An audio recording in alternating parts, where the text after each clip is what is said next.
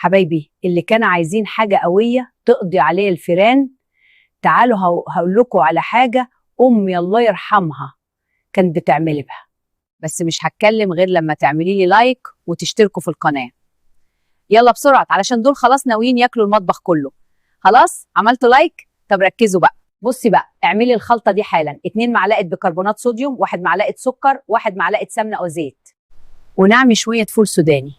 أخلطيهم كويس لحد ما يبقوا عجينة، واعمليهم كور صغيرة وحطيهم في الأماكن اللي الفيران بتظهر فيها. ايه بقى الخلطة دي قوية؟